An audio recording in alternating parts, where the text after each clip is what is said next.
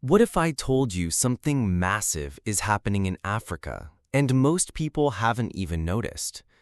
On the surface, all you might see are new roads, ports, and construction projects. But behind it all, something far bigger is taking shape. A quiet and calculated military buildup by China that could reshape the global balance of power. From Djibouti on Africa's eastern coast to Equatorial Guinea on the west, and from the Indian Ocean shores of Tanzania down to the deep ports of Angola, China is laying down the foundations of a global military network. These moves aren't just about protecting Chinese trade routes. They represent a bold strategy that could decide who controls global oceans and economies in the near future.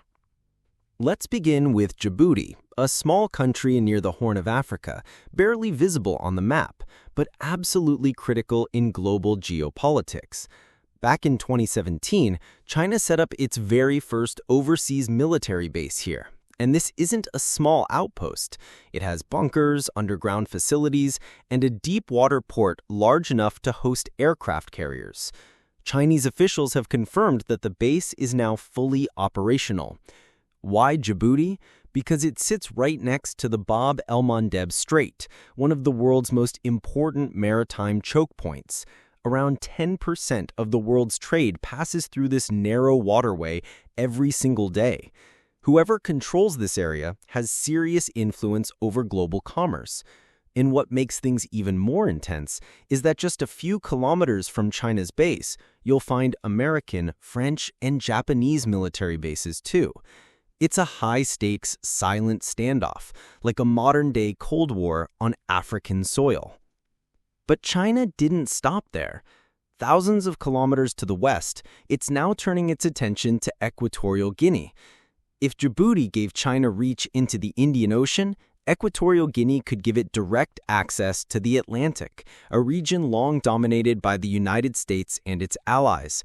The port city of Bata is under particular focus.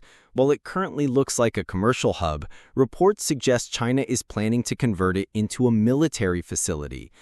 If this happens, China would for the first time gain military access to the Atlantic Ocean, allowing its navy to monitor West Africa, reach into South America, and even get close to U.S. shores. Leaked intelligence confirms this port could be used to refuel and rearm Chinese warships. The U.S. has even labeled it a national security threat, the first such move since World War II involving a superpower entering an American-dominated zone. Next door, in Gabon, China is moving more quietly. While there's no official base being built yet, China and Gabon have signed secret trade and military agreements. In April 2023, their relationship was upgraded to what's called a Comprehensive Strategic Cooperative Partnership. Behind the formal titles are large Chinese investments and what many analysts believe to be covert military cooperation. This is how China often works, starting with trade, then gradually moving into security and military deals. Further south, in Angola, China has already completed much of its strategic setup. Since 2007, it's been Angola's largest trading partner, investing billions in oil, infrastructure, and deep-water ports. The port in Luanda, the capital, is a perfect example of China's strategy. It's a dual-use facility. That means it can support both commercial and military ships, including warships and submarines. If a conflict ever breaks out, China could convert it into a military base almost instantly. In East Africa, China's influence is even older. Take Tanzania, for example. China has been close to Tanzania since the 1960s, when it helped build the Tanzania-Zambia Railway to support African independence. That relationship continues today, with massive investments in Tanzanian ports, roads, and energy projects. One of the most ambitious efforts was the Bagamoyo Port Project. This was planned to be Africa's largest port, built entirely by Chinese companies. Located on the Indian Ocean, the port was designed to handle massive cargo and even military ships. Though the Tanzanian government canceled the project over concerns about sovereignty, China's interest in the area hasn't faded.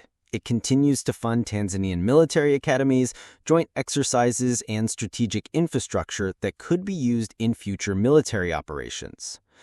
And let's not forget Namibia. Since 2018, China has increased its focus on this stable country on Africa's southwest coast.